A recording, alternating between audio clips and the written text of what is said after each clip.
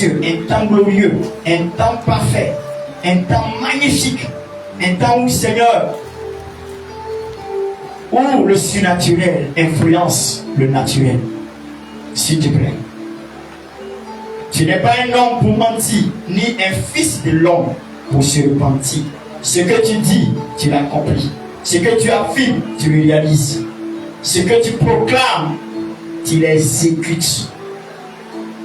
Car Jérémie a dit dans son chapitre 1, au verset 12, tu veilles sur ta parole pour l'exécuter.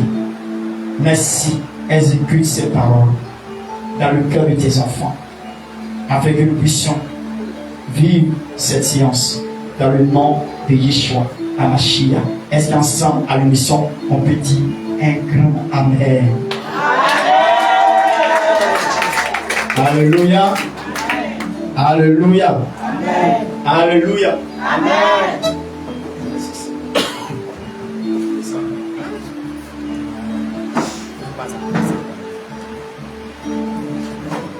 Que le Seigneur vous bénisse. Frères et sœurs, maman, que Dieu vous bénisse. Je suis vraiment ravi d'être ici aujourd'hui parce que cette fête-là est d'une grande importance capitale pour la communauté que je dirige. Si on a eu l'année et que nous ne fêtons pas cette fête, c'est comme on a perdu quelque chose dans l'année. C'était difficile à prendre cette décision et de le faire à une période. La fête de la Rosh Hashanah se décale chaque année. C'est-à-dire qu'il y a une période de septembre et une période de octobre. Et Israël, depuis le 14 et le 15, depuis le 14, le 15, ils étaient tous rassemblés au mur de lamentation. Ils étaient tous remplis au lieu indiqué où ils se recueillent devant le Seigneur avec le chauffard. Ils étaient nombreux avec le chauffard qui vient de souffler, en train de déclarer à Yeshua, à Mashiach, que il interpelle pour dire que nous rentrons dans une nouvelle année. Donc, que Yeshua, à Mashiach, porte son intention sur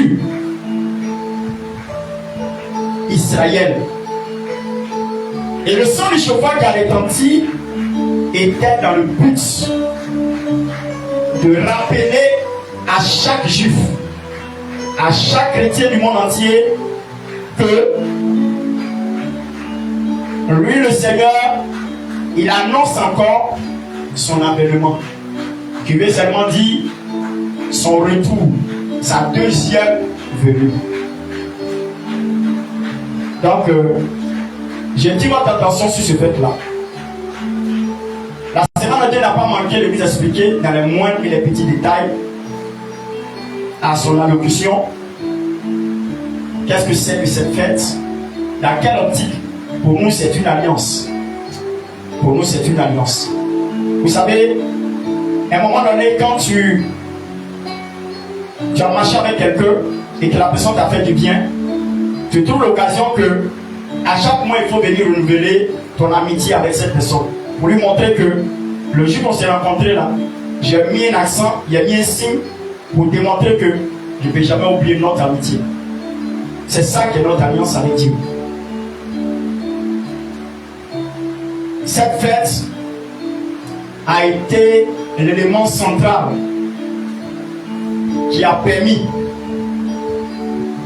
à la Meva de progresser, malgré les turbulences, malgré beaucoup d'adversité, malgré les épreuves.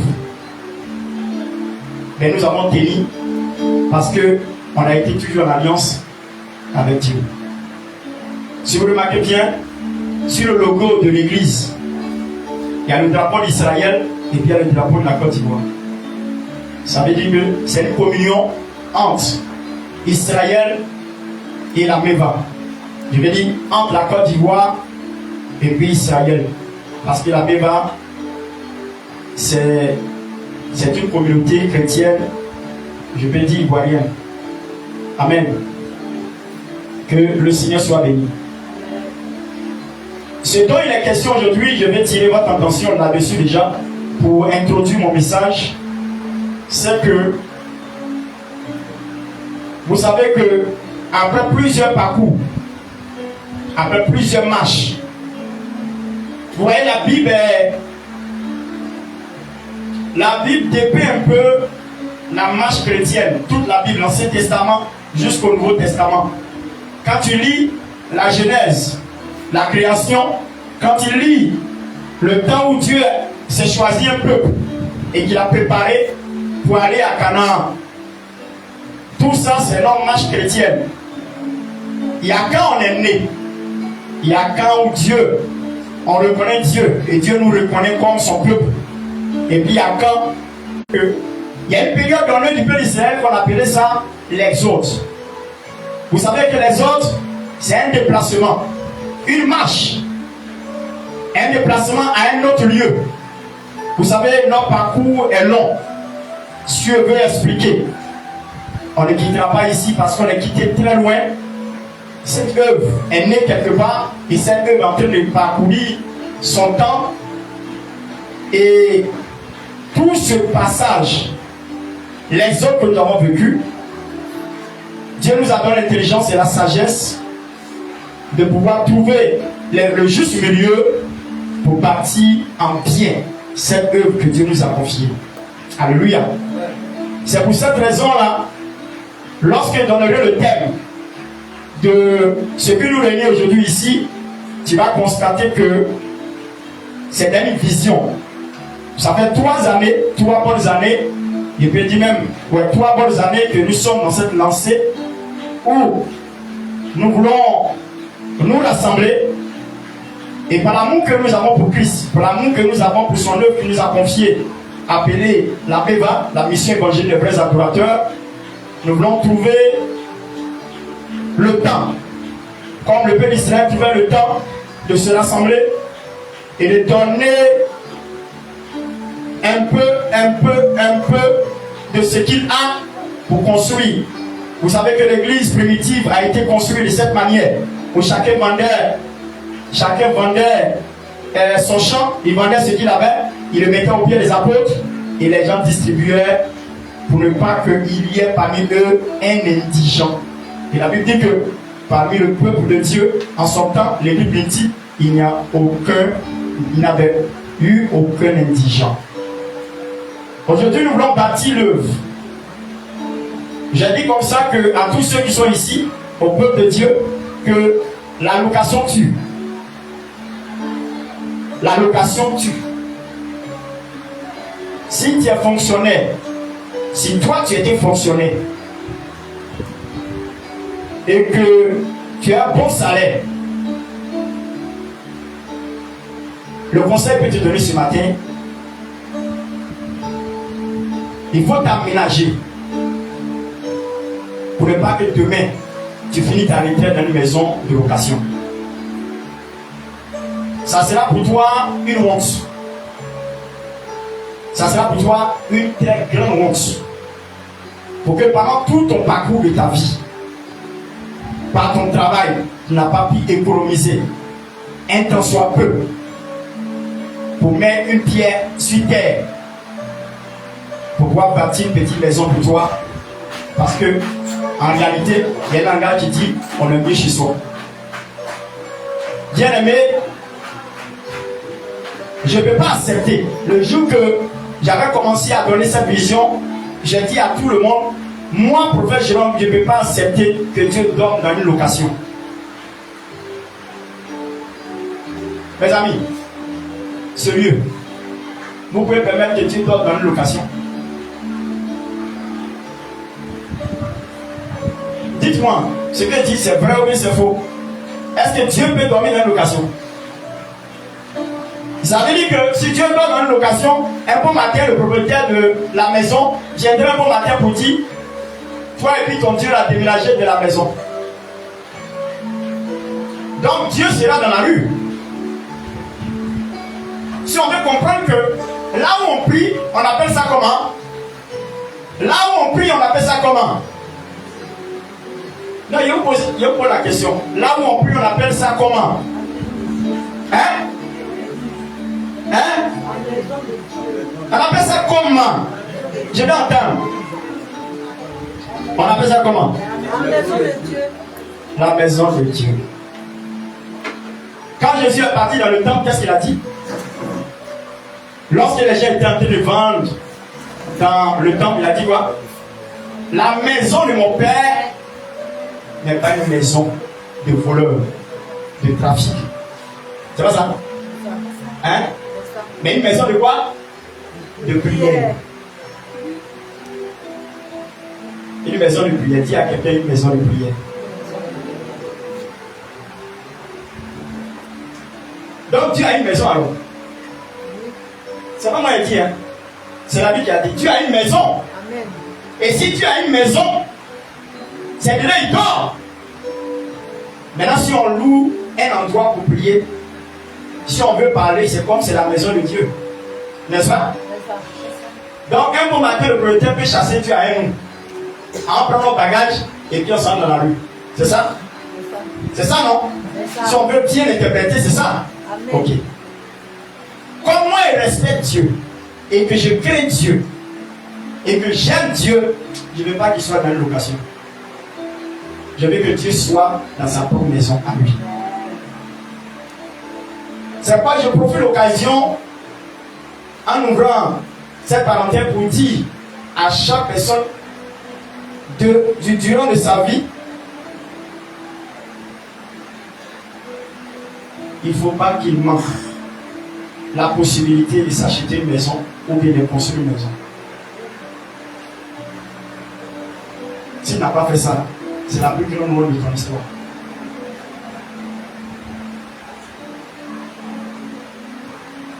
Mais s'il n'a pas pu construire une maison au village, il faut construire une maison quelque part là où tu as au moins tu as une maison. Dis à quelqu'un, on est mieux chez soi.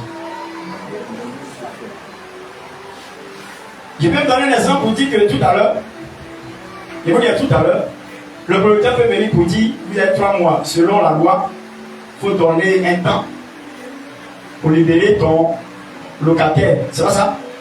Hein? Même si nous donnons 3 mois, est-ce qu'on sera prêt? Est-ce qu'on sera prêt? On ne sera pas prêt.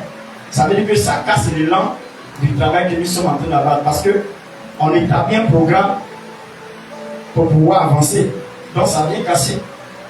En ce moment, qu'est-ce que ça fait? Ça brise le travail. Tu es obligé de le prendre à zéro. L'exode trouble. L'exode fatigue.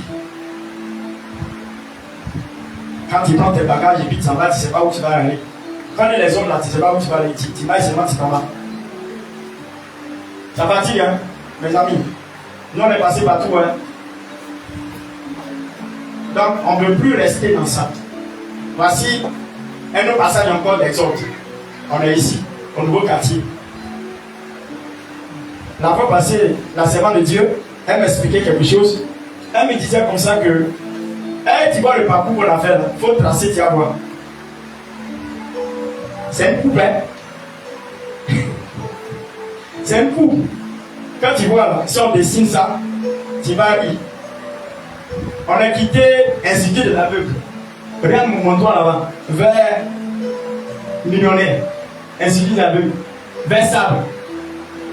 De là, on est arrivé au camp militaire. Carrefour Nyangor, tu vois non? Comme ça. Et puis, camp militaire. C'est-à-dire de là, on est venu derrière camp militaire. De camp militaire, de là, on n'a pas fait trop un long parcours. On est arrivé Gandhi. Gotimaspologie. Là-bas, là, on a fait des délivrances avec des masques. Au côté là, c'est le masque. Le monsieur là, il est américain. Un guerrier américain quoi. Lui, ce qu'il a eu dans sa vie d'étudier, c'est le masque. Donc, il a fait une école spécialement étude sur le masque. Donc, il a un point où il approche ses masques pour faire la promotion des masques. C'est dedans les parties. Ça plaitait encore dans notre exode. Donc, voyons, le là, à là et là. Maintenant, on retourne encore. De là, on prend encore. On remonte Kouté. Vous voyez, de Gandhi, on monte à Kouté. Kouté village. Là-bas, on prend Kouté village. On tire ça. Nouveau quartier. Non, dessinez, vous allez voir comment ça fait. Mon Dieu. C'est grave. Ça veut dire que nous ne maîtrisons pas là où le Seigneur nous amène. Il nous conduit seulement. On ne sait pas où on est là. On ne sait pas où on va aller encore. Pourquoi? Pas ici, là, c'est pas chez moi. Donc, il sait qu'il est parti encore. Ou bien on ne sait pas ça. On va partir encore. Mais comme Dieu nous a donné la sagesse, il nous a donné la sagesse, ça veut dire que moi personnellement, je me dis que ici, là, mais c'est 2 ans, mais c'est 3 ans, on doit passer ici. Quand on quitte ici, on s'en va sur notre territoire, on construit le temple du Seigneur, la maison du Frère. Non, c'est ça. C'est tout. Je ne vais plus faire de location à part cette maison, à moins qu'on nous chasse. Non, c'est la seule chose qu'on peut. À moins qu'on nous dit qu'il faut aller de force. Sinon, ici, là, quand on quitte ici, c'est qu'on a acheté notre terrain et bien entrer construire le temple. Alléluia. Amen. Notre problème là, c'est qu'on peut aller dans un endroit pour aller acheter un terrain. Aujourd'hui, tout le monde se rassemble à Sangon. Pourquoi? Indépendamment de leur volonté. Pourquoi? Parce que, selon eux, Abidjan est saturé, ou bien Yopougon est saturé, je peux dire Abidjan est saturé, il n'y a plus de terrain comme ça. Amen. Mais je vous apprends que chaque personne a sa vision. Chaque personne a reçu quelque chose de la part de son Dieu. Et selon la vision, c'est comme ça que nous fonctionnons. C'est selon la vision. Moi, personnellement, je ne sais pas comment Dieu va s'arranger. Dieu ne m'a pas dit d'aller ailleurs, en dehors de Yopougon, pour aller construire un temple. Il ne m'a pas encore dit ça. Je le dis honnêtement. Sinon, il n'est pas dans son nom, il va avoir terrain. Il y en a là-bas, il y a terrain dans son nom. On peut l'acheter, on peut avancer puis acheter. Mais si il doit le faire, c'est que j'ai déjà eu le terrain de Yopougon. Moi, je suis la vision que Dieu m'a dit. C'est selon la vision que Dieu conduit son serviteur. Il m'a dit, le siège, c'est à Yopougon, ça doit être. Parce que je t'ai envoyé à Yopougon. C'est là que tu as commencé l'œuvre. Et c'est là que je veux que tu t'installes. Donc, pour dire que tout le peuple doit être dans cet esprit-là, dans cette optique que c'est à Yopougon, on a eu le terrain. Même si on n'a pas eu le terrain, nous, on peut acheter une villa et puis modifier pour faire ça un temps. Dans tous les cas, les deux stratégies passeront parce qu'on n'aura pas violé la vision que Dieu m'a donnée. Voilà. Je vous donne l'idée pour dire que voici dans quelle optique. C'est pour cela que si je vois bien, le thème qui est donné, c'est que la libéralité comme un don. La libéralité comme un don. Dis amen avec moi. La libéralité comme un don. Comme un don. Comme un don. Je n'ai pas dit la liberté est un don. Hein. C'est une comparaison. Comme un don. Pourquoi il a dit combien de dons? Parce que dans la Bible, selon les dons du Saint-Esprit, il y a 9 dons, et dans les 9 dons, il n'y a pas le don de libéralité. Amen. Voilà pourquoi j'ai dit la libéralité comme un don. Comme. Je prends la libéralité comme un don parce que ça devient un don de soi. Je peux mettre comme don aussi personnel par les 9 dons de l'esprit comme une attitude personnelle qui devient un don de soi afin d'influencer notre milieu et notre vie.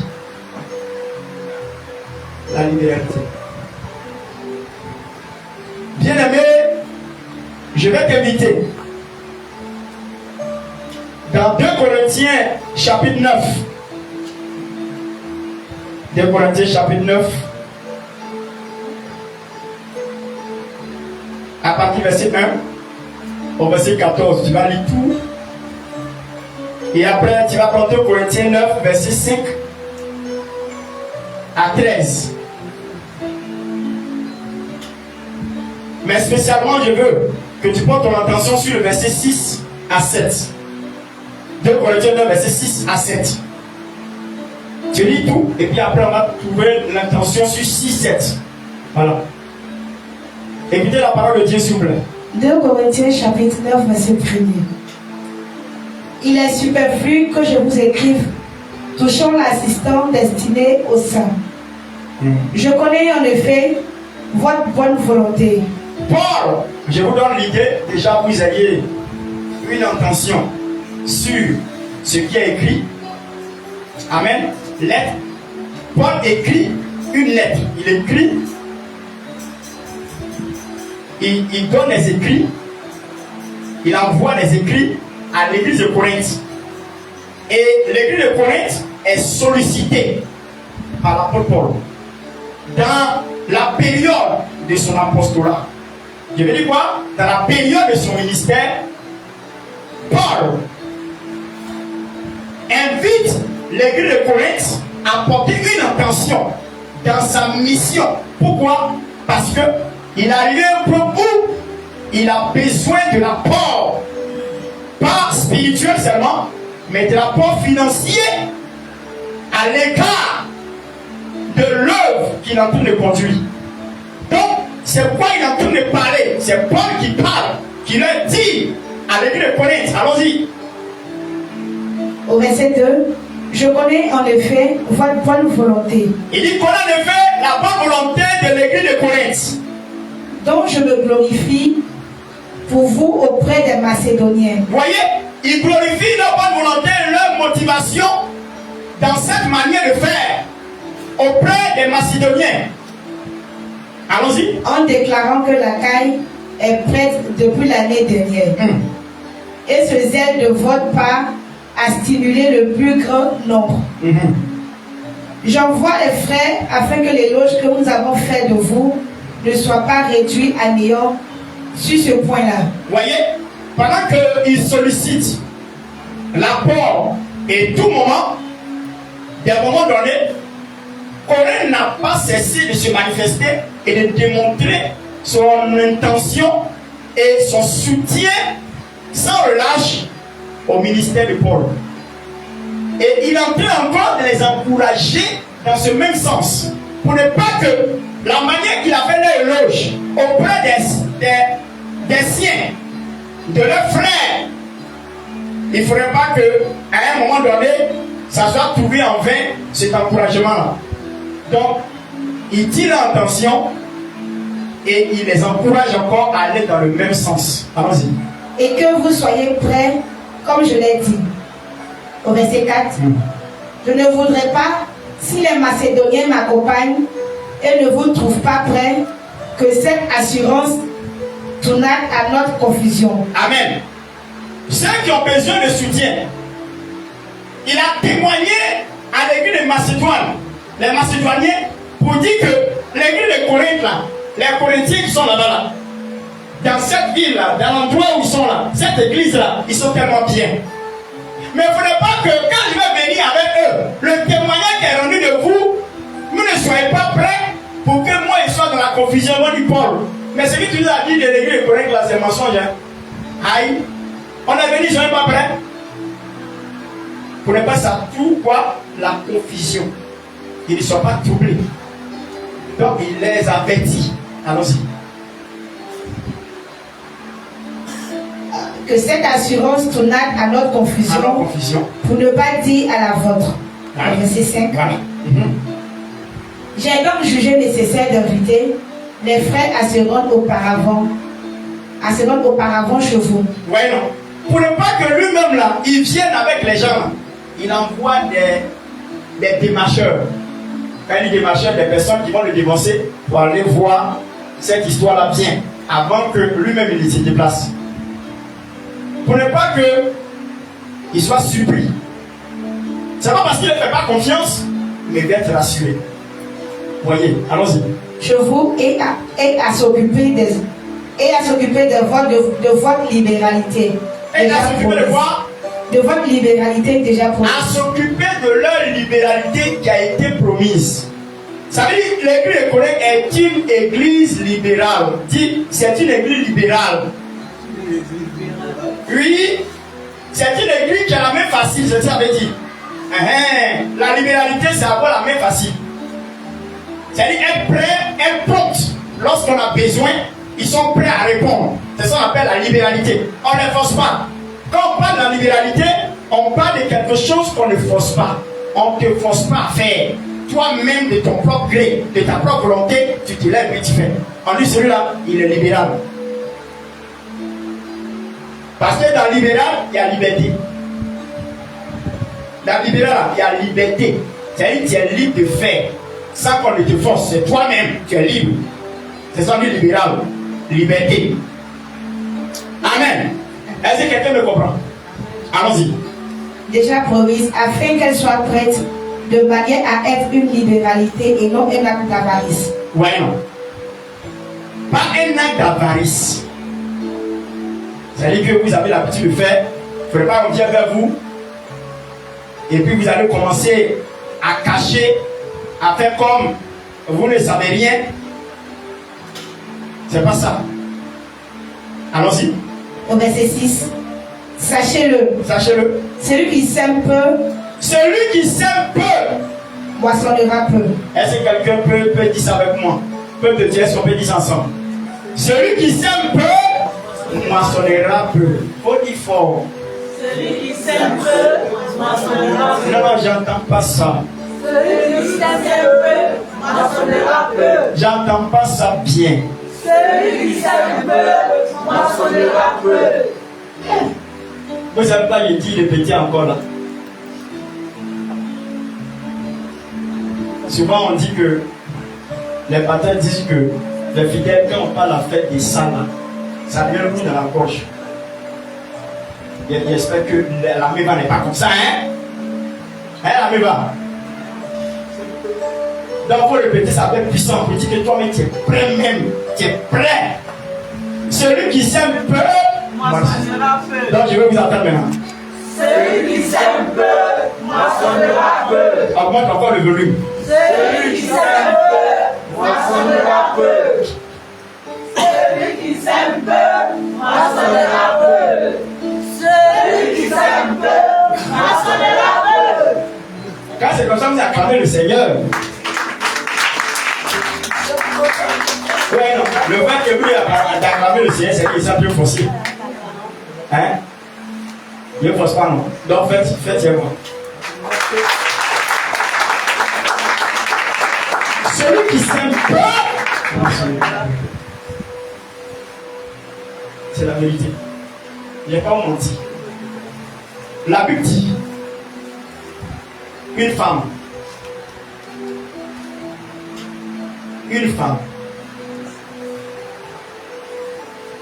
pendant que Jésus demandait la collecte des offrandes, Judas Iscariote, il faut mettre Iscariote dessus, il tenait le panier. Et Judas, lui, il est bien pour ça. C'est un ministère qu'il adore, le ministère finance et des économies et finances. Judas était un bon gars. Il aime le jeton. Donc c'est lui qui attrape et puis on met dedans. Les gens passaient pour mettre des dents dans le tronc. C'était des troncs, c'est pas panier. On prend un arbre et on creuse à l'intérieur comme mortier là. Vous voyez le mortier là, non? D'abord ils ont creusé dedans. C'est comme ça, c'était des troncs. On mettait l'argent dedans. Donc chacun venait donner. Mais il y a une offrande qui a attiré l'attention du Seigneur. Chacun donnait. À un moment, une vieille femme, une femme veuve, fatiguée, elle est venue donner 2 pièces. Quand elle a mis 2 pièces, je dis c'est arrêté. Il a attiré l'attention de ses disciples. Il dit, elle a donné plus que tout le monde. Tout le monde a donné. Parce que quand il dit que 2 pièces, c'est comme la donné 200 francs dans le panier. Il y a des gens qui sont venus donner 100 000, 200 000. Mais Jésus trouve que ces 2 pièces de 100 francs, c'est ça qui a plus de valeur que les 100 000. Mais les disciples ont donné, mais comment? Les gens qui ont donné 100 000, 200 000, 300 000. Toi, tu as 2 pièces. Il est sûr que Judas même a dit, mais Seigneur, toi aussi, pas de ça. 2 tocos seulement là, et puis tu es en train de t'agiter comme ça. Il a donné 200 francs, ça ne peut pas marcher. Voilà ce que Josué m'a dit. Le Seigneur m'a dit à ses disciples que les autres ont donné de leur superflu. C'est ça qu'on appelle superflu. C'est comme tu as 1 million et puis tu donnes 100 000 dans le panier. Je ne veux pas dire 1 million même. Tu as 1 milliard. Voilà. Tu as 1 milliard et puis tu viens à l'église. Seigneur, merci, par exemple, tu m'as béni parce qu'il y a eu bénéfice de 1 milliard et puis tu donnes 100 000. Non, entre vous et moi, 100 000, 1 milliard, et puis tu viens donner dans le panier 100 000. Selon vous, c'est quoi? On appelle ça comment? Non, je vous demande, qualifiez ça. 1 milliard, il a eu un marché de 1 milliard, c'est son bénéfice même. Pas un marché d'1 milliard, il a eu un marché de plusieurs milliards. Et le bénéfice dans ce marché-là, c'est 1 milliard de bénéfice. La dîme même fait 100 millions, c'est pas ça? La dîme fait combien? 100 millions. 1 milliard, c'est 100 millions. Maintenant, lui, il vient pour faire offrande à Dieu. Pour dire qu'il est content, il danse même. Seigneur, merci, tu m'as béni, j'ai reçu 1 milliard et puis il met 100 000 dans le panier. Selon moi, on appelle ça comment? Non, on appelle ça comment, peuple de Dieu? Hein? Toi, tu dis quoi? Il est quoi? Il est avare. Qui d'autre? Il est égoïste. Hein? Maman dit quoi? Égoïste. Voilà. Qui dit? Oui, allons-y. Il est méchant. Il est quoi? Elle dit qu'il est voleur. Voilà, même elle dit c'est un voleur. Il y a qui encore? Très méchant. La diaconne dit il est méchant. Elle a mis très dessus. Très méchant. Il y a qui encore? Qui peut qualifier ce monsieur? Oui, maman dit. T'as entendu non? Maman dit qu'il a des foutaises. Il a des foutaises. Ouais, non, vous-même vous êtes en train de parler, non? C'est méchant. C'est son superflu, là. C'est comme une goutte d'eau dans la mer. Ça fait quoi? Une goutte d'eau dans la mer, ça fait quoi? Même si on t'a demandé de l'eau, là, une goutte là, ça fait quoi? Jésus dit que la femme a donné plus que les autres. Pourquoi? Parce que les autres ont donné de leur superflu. Ce qui ne les intéresse même pas, c'était comme elle pouvait prendre ça pour aller au WC, pour se torcher les fesses. Ça dit qu'il fait brûler et puis ça vient me dire. Dis-moi, dans 1 milliard, tu brûles 100 000, ça te fait quoi? Même si tu déchires, tu mets feu dedans, ça te fait quoi? T'en veux rien? Vous voyez un peu ce que ça signifie. Et ça, je vous donne cette idée pour vous dire que on peut donner petit. Pour Dieu, c'est grand. Pourquoi? Parce qu'elle avait seulement ces 2 pièces-là pour vivre. Vous entendez bien? Elle avait ces 2 pièces pour vivre. C'est-à-dire qu'elle a donné sa vie dans le panier. La femme a donné sa vie dans le panier. C'est quoi Jésus a dit? Elle a donné que 12. Parce que si c'est ces 2 pièces qu'elle a fait simplement, parce que la parole de Dieu l'a touchée, elle était venue, on n'a même pas forcé, elle est venue mettre 2 pièces. Jésus dit qu'elle a donné plus que tout le monde. Parce que quand elle finit de donner ça, elle espère aller mourir. La même chose pour la veuve de Sarepta. Élie arrive quelque part où Dieu lui dit de fermer le ciel pendant 3 ans, 6 mois. Élie ferme le ciel pendant 3 ans, 6 mois. La famine. Il y a famine et puis il y a famine. Hein? La semaine de Dieu a dit ça le dimanche passé. Famine où on mange enfant.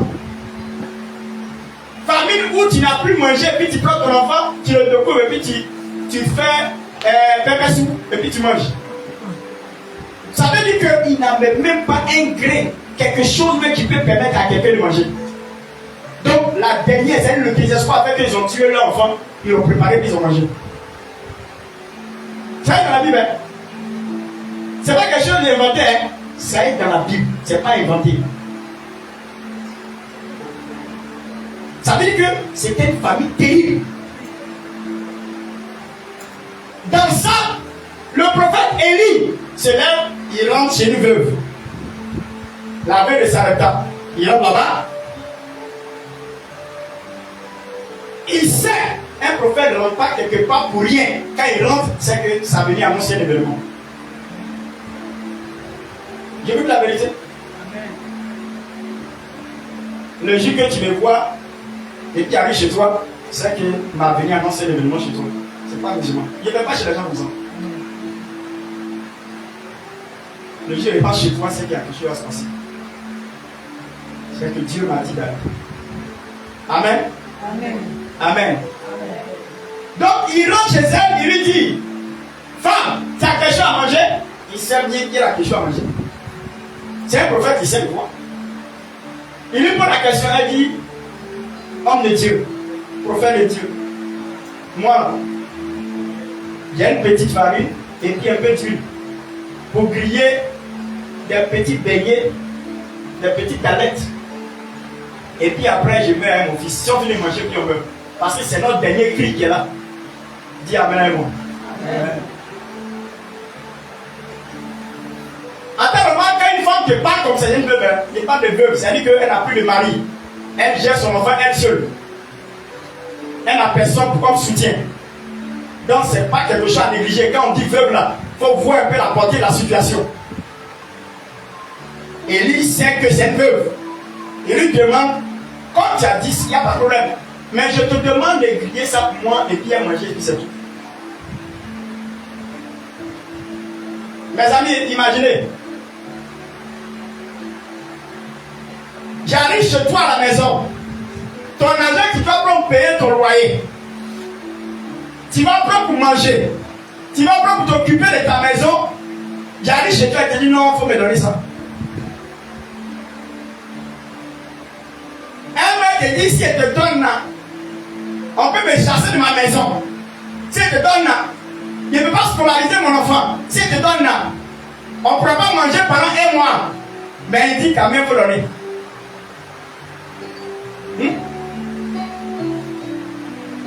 Dis à quelqu'un, c'est une grande décision à prendre.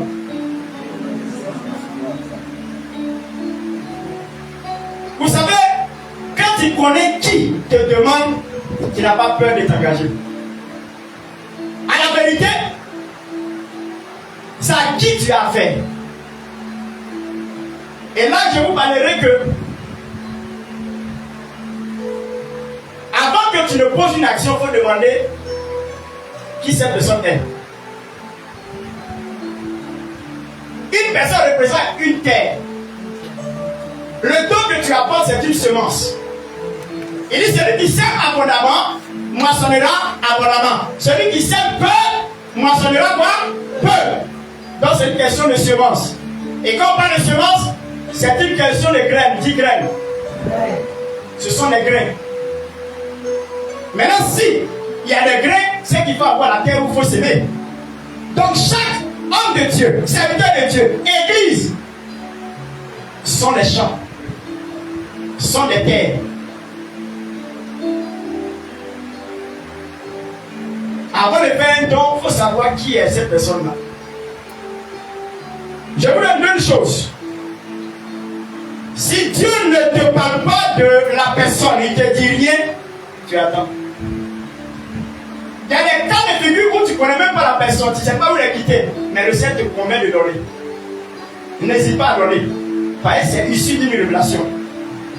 Quand le don est poussé par une révélation, ne résiste même pas. Même si Dieu te dit donne tout ton argent, donne. Parce que ça vient pour résoudre un problème majeur dans ta vie et dans ta destinée.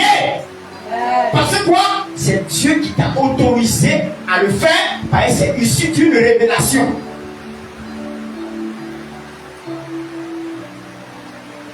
La femme là, de ce qu'elle a pris le temps de réfléchir quand même, elle a fait la synthèse de sa réflexion, elle a conclu tout, et puis elle a dit, j'ai fait.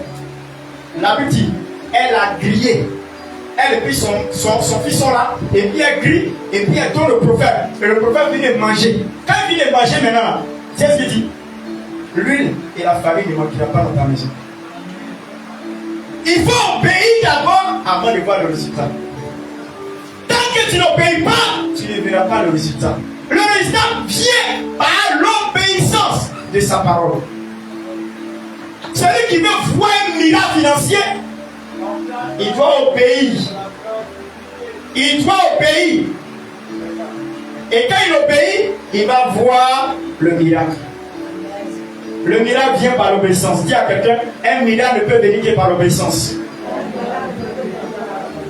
Un miracle ne peut venir que par l'obéissance. Je vous dis la vérité. Quand elle a obéi, qu'est-ce qui s'est passé? Je vous demande, quand elle a obéi, qu'est-ce qui s'est passé? La Bible dit que pendant les 3 ans, 6 mois, elle n'a pas eu faim, elle n'a pas eu manque de manger.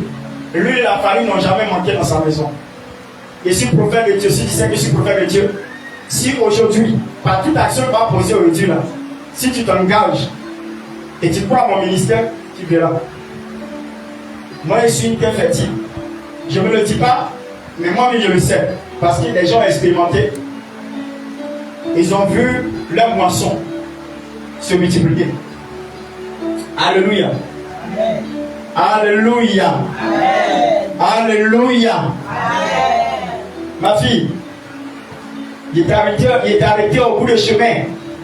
Allons-y. Il faut terminer maintenant et puis je vais terminer mon message. Au verset 7. Oui. Que chacun donne comme il a résolu en son cœur. Que chacun donne. Dis à quelqu'un. Que chacun donne comme il a résolu dans son cœur. Dis à quelqu'un.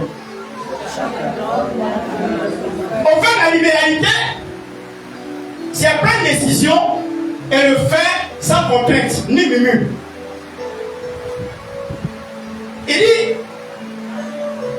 que chacun donne comme il a résolu dans son cœur. C'est libre. Libre. Dis libre.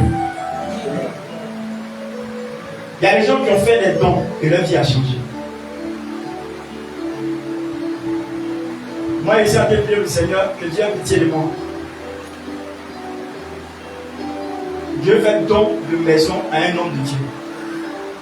Un de mes pères spirituels lui fait don de maison. Il va meubler et puis il va prendre sa valise, il va lui dire. Je vais acheter une maison pour lui. Que Dieu me bénisse. C'est tout ce que je me Seigneur, fais-moi ça et puis elle fait. Je connais la valeur du don.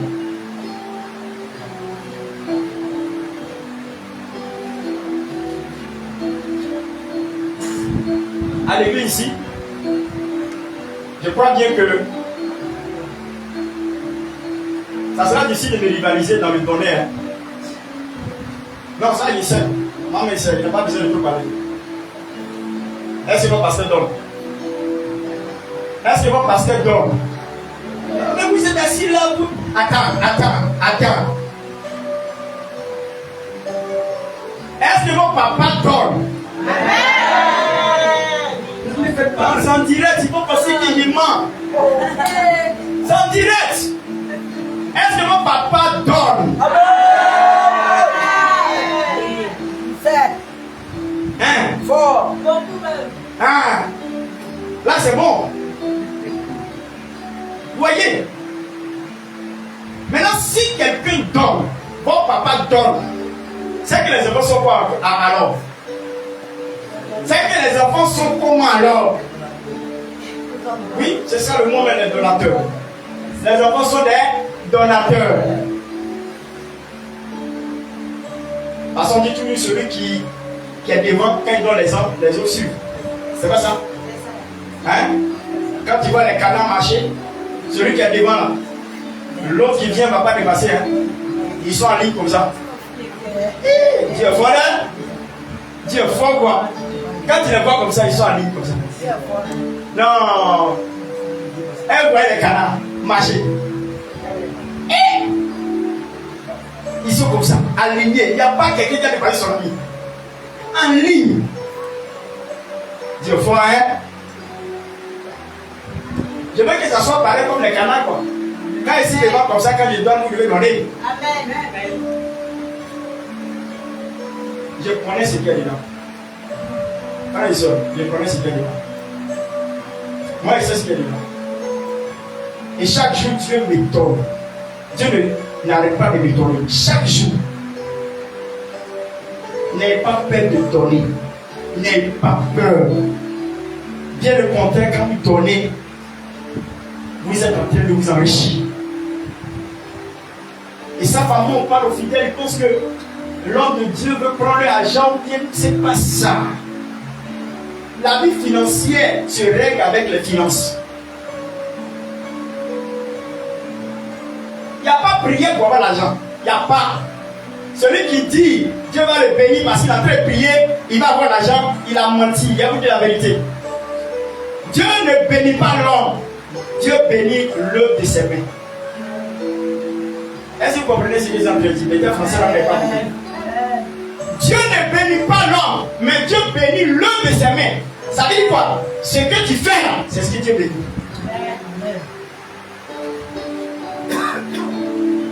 Il n'y a pas prié pour gagner l'argent. Sinon tout le monde est riche. Les évangiles seront les plus riches de la terre.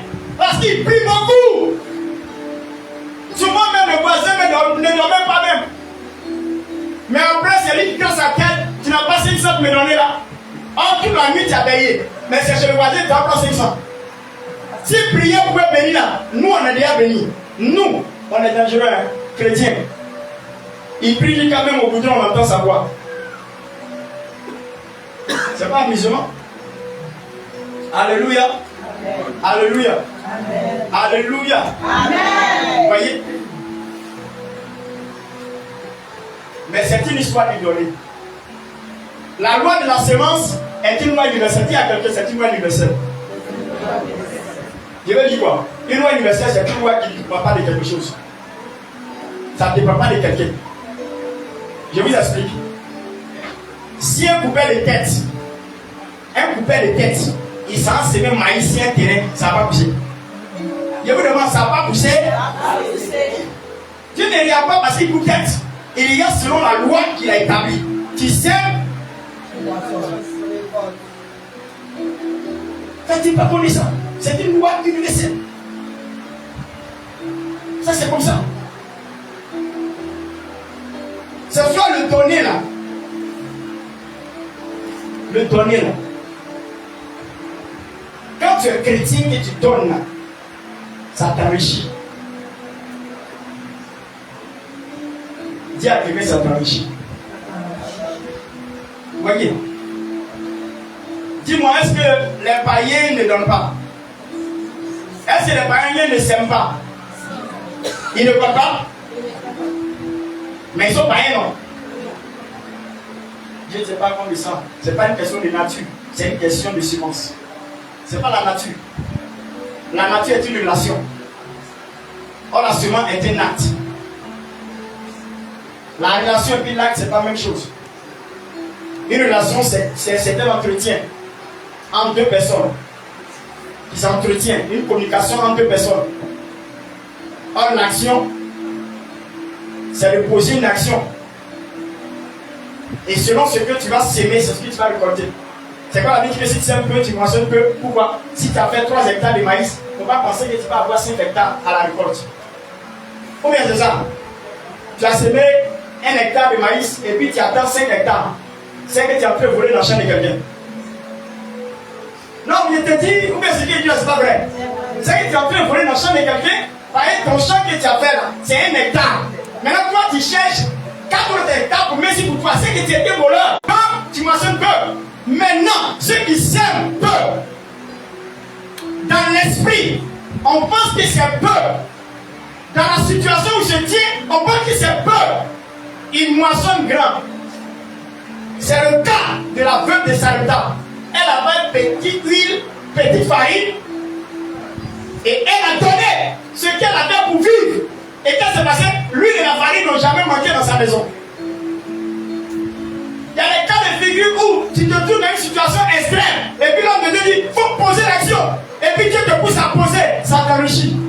Ça te débloque une situation grande.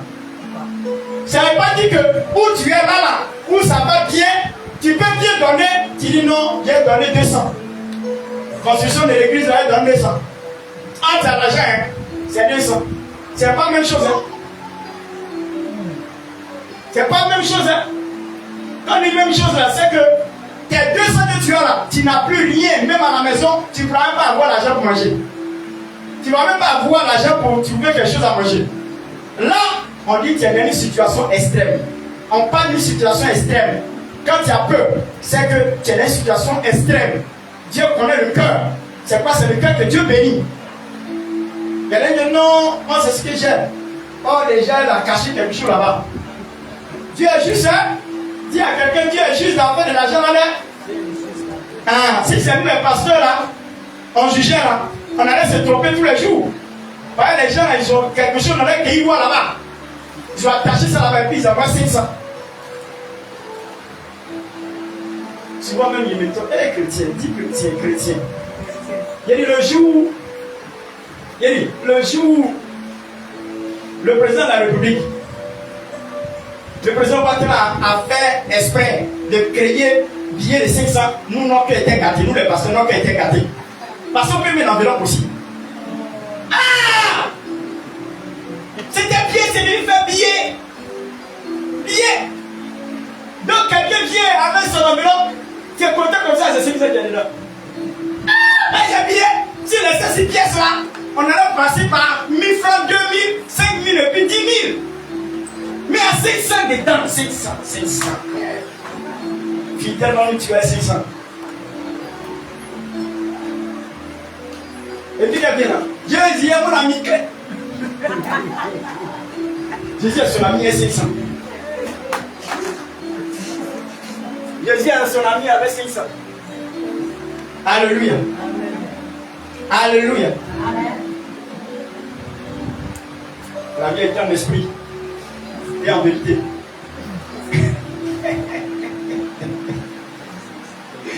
Alléluia. 500. Dis à quelqu'un pardon. Ah, président, tu as mal fait. Nous les pasteurs là, tu as gâté nos cœurs. Tu as mis 500 dans le business comme ça. Elle a gâté nos business. Au moins 1000 francs commencer, c'est bon. On dit là, quand tu regardes dans le panier, c'est 500. Fidèle donc pas, hein. Fidèle donc pas. Je vous dis la vérité. Et c'est offrande spéciale par moment, on les force. Ils en ont 5 000, ils en ont 10 000. Sinon, dimanche matin, si vous dites, vous allez rire.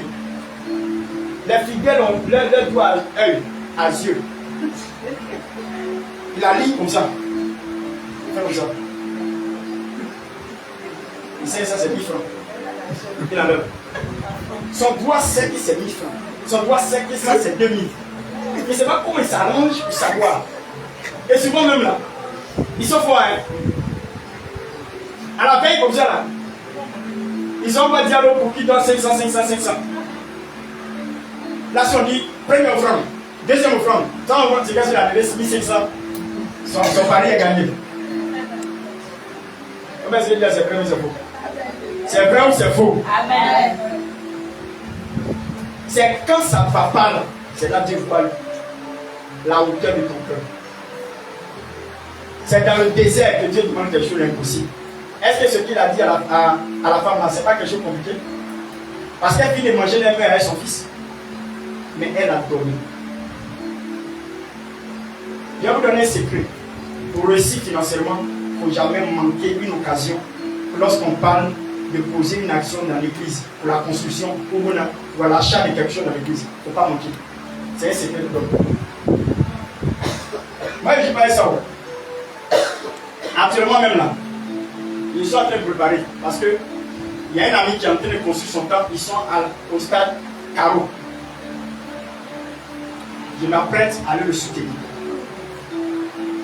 Si toi, tu n'as pas soutenu quelqu'un qui est en train de construire, c'est toi qui peux construire.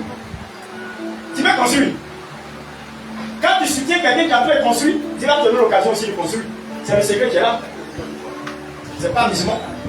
Alléluia. Alléluia. Amen.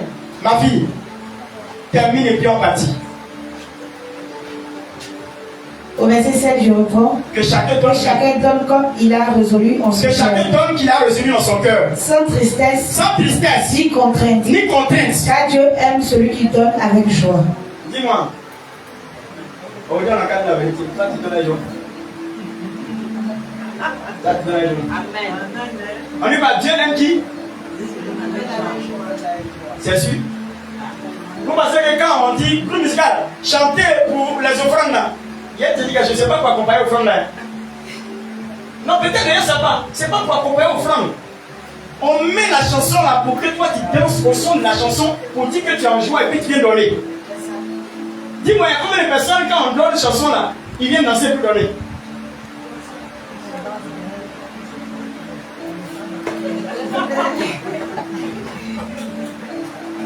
En temps normal, non, j'ai aimé une vidéo sur les réseaux sociaux. Le gars qui danse jusqu'à puis il plane, il saute. Et puis il moule, et puis il tourne, il fait acrobatie. Faut me lui donner là. Non, lui là, j'ai aimé. Ça, il a donné avec joie. Même, il a fait une femme même. Et moi qui dansais là. La femme voulait passer. Qu'elle a vu la tête, elle a reculé. Dis-moi, est-ce que toi, tu donnes avec joie? Dis-moi, tu donnes avec joie. Amen. Je ne veux pas qu'on attende à la télévision. Je ne veux pas qu'on attende à la télévision. Amen. Appelle-moi. Tu donnes avec joie. Amen. Tu donnes avec joie. Amen. Il y a des gens qui ont donné même là-bas, ils arrivent, ils disent qu'est-ce qui m'a poussé même qui est tombé ça là même? Tu sais qu'on donne bien comme ça. Dis-moi la vérité de la Lisa. Dis-moi la vérité de la Lisa. Dis-moi la vérité de la Lisa. Il y a des gens même qui sont trompés. C'est-à-dire que Dieu les a confondus. Ils ont mis 2000 ici, ils ont mis 5000 ici, et puis ils ont mis 10 000 quelque part. Quand ils ont dit en même temps, ça m'est tombé sur 10 000, et puis il a donné. Souvent, ils ont le courage pour aller dire à quelqu'un, l'intermédiaire du père. Et puis, l'intermédiaire qui dit, papa, il y a ta fille là. Il y a ton fils là. Elle s'est trompée d'offrande. C'est pas 10 000 que donner. Donc, quand tu dis ça, là, tu attends quoi? Ta monnaie. Tu attends ta monnaie. Dans l'offrande, il y a monnaie. Ça, il vous la vérité, ça arrive dans nos églises. Il s'est trompé. Tu t'es pas trompé. Tu t'es pas trompé. C'est Dieu qui t'a poussé à faire. Par exemple, tu n'as jamais donné 10 000 à offrande. Il faudrait qu'on change nos manières de donner. Un peuple de Dieu. Je veux que cette église soit une église prospère. Dis prospère. Je veux voir maintenant nos offrandes changer. C'est-à-dire, on vient comme ça. Si tu n'as rien donné, c'est 5 000 petits là. On va dire, ici, l'église là, les gens là, ils ont baissé, hein? C'est 10 000, 10 000 offrandes, 5 000, 5 000. Ça met le niveau très haut. Et nous voulons arriver à ça. Mais si on doit le faire, on doit faire beaucoup de sacrifices. Tuer la paix dans notre cœur. On a beaucoup peur. Souvent on est accompagné de peur. Mon seul billet là. Ça là.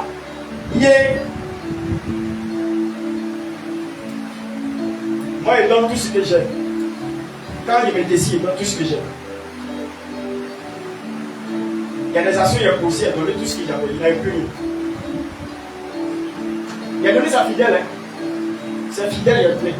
Mais fidèle ne peut pas faire ça du moi. Vous voyez? Parce qu'il a compris le principe de donner. Quand il donne, tu reçois. La Bible dit de donner avec joie, sans contrainte. Dis donne avec joie. Dis donne avec joie. Alléluia. Alléluia. Amen. Que le Seigneur vous bénisse. Amen. Tu as quel niveau? C'est quel verset là? Le 6.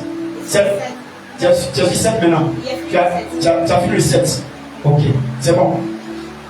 David dit que Dieu donne. Que tu donnes avec quoi? Avec joie. C'est-à-dire qu'en donnant tu souris. C'est-à-dire que c'est quelque chose de grand que tu donnes à Dieu. La libéralité, c'est être libre de donner sans contrainte. C'est accompagné d'une joie immense. Demandez ici, lorsqu'on fait les enveloppes, on donne aux gens. Moi, je prends aussi, je paye. Je donne aussi pour contribuer. Pourquoi? Si moi il y a l'argent, il n'y a pas demandé au peuple de Dieu. Il a même payé le terrain là. Et puis il dit voici, les papiers de terrain, viennent acheter. Ça ne me coûte rien parce que je le fais pour mon père. Ce n'est pas une histoire du prophète Jérôme, c'est son église. Ne m'associez pas, je peux dire, à cette histoire pour dire que l'église m'appartient. Non, c'est une mauvaise parole. N'abusez pas de cette manière. L'église n'appartient pas à un homme de Dieu. L'église appartient au Seigneur. C'est l'assemblée des saints. Appartient à Jésus. Il est la tête de l'église et nous sommes ses membres. Moi-même, je suis membre de l'église. Pourquoi? C'est vrai que je suis le berger, mais je suis membre de l'église. Parce que celui qui est la tête de l'église s'appelle Jésus. La Bible dit qu'il est la tête de l'église. Et nous sommes ses membres. Donc, moi, en vérité, je ne suis pas le responsable pour dire que l'église m'appartient. Non, une assemblée ne m'appartient pas. Moi, je peux. Ah, non, quand même. Souvent, les gens emploient comme ça. C'est l'église du prophète Jérôme là. C'est l'église du prophète Jérôme là. C'est l'église du Seigneur. Il a confié à prophète Jérôme de diriger en tant que berger. C'est tout. Sinon, moi là, ne faites pas ça. Il y a un problème avec le Seigneur. Ce n'est pas mon église, c'est l'église du Seigneur. Il m'a mis devant pour conduire parce qu'il m'a donné la vision. C'est tout. N'ayez pas peur de donner. Je vous donne le secret, n'ayez pas peur de donner. Ceux qui ont peur de donner s'appauvrissent. Je vais donner un verset, vous allez voir. Prends le verset là. Proverbe 11, verset 24 à 28. Prenons d'abord 2 Corinthiens, le verset 5 à 13. Allons-y. Prends 2 Corinthiens 9, 5 à 13. 2 Corinthiens 9, verset 5 à 13. 2 Corinthiens chapitre 9, verset 5. C'est ce qu'on a lu, non? Ouais, ok. C'est ce qu'on a lu, ok. Prends Proverbe 11, verset 24 à 28. Allons-y. Proverbe 11, verset 24 à 28. Écoutez bien.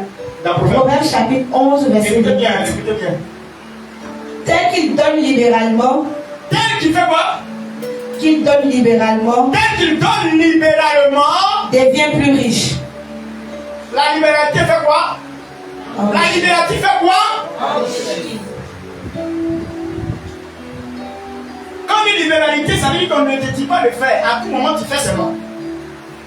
Donc, à tout moment, quand tu fais, c'est comme tu jettes des semences partout. Mais quelqu'un qui jette des semences partout, là, quand ça pousse, là, il peut manquer quelque chose. Est-ce qu'il peut manquer quelque chose? Je veux dire que c'est une semence. Mais pas seulement tu jettes, tu mets partout. Quand ça pousse, là, en jargon, on dit ça devient zouzouawa. Ça m'en parle, ça vient beaucoup. Un grain, ça donne des épis. Des milliers d'épis. Amen. Celui qui donne libéralement fait quoi? Il s'enrichit. Écoutez bien, ce qui vient après. Hein? Le contraire. Au contraire, le contraire vient. Allons-y. Et tel qui épargne à l'excès. Tel qui épargne à l'excès. C'est-à-dire, tu prends ton argent, tu gardes seulement. Tu prends ton argent, tu gardes seulement. Tu prends ton argent, tu gardes seulement. Tu prends ton argent, tu gardes seulement. Ça fait quoi? Le fait que s'appauvrit. Ce qui qui prend l'argent, il met seulement. Il met quelque part, il n'en est même pas donné à Dieu. Il cotise, il met seulement. Il s'en fout quand il y a quelque chose en église, il s'en fout. Lui, il garde seulement. C'est lui qui est intelligent plus que Dieu, quoi. Il garde seulement parce que lui, il a un projet. Il garde seulement. La Bible dit quoi?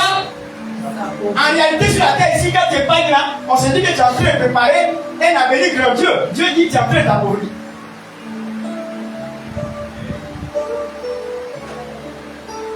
Des gens qui gardent, ils s'épargnent. Tu es en train d'appauvrir.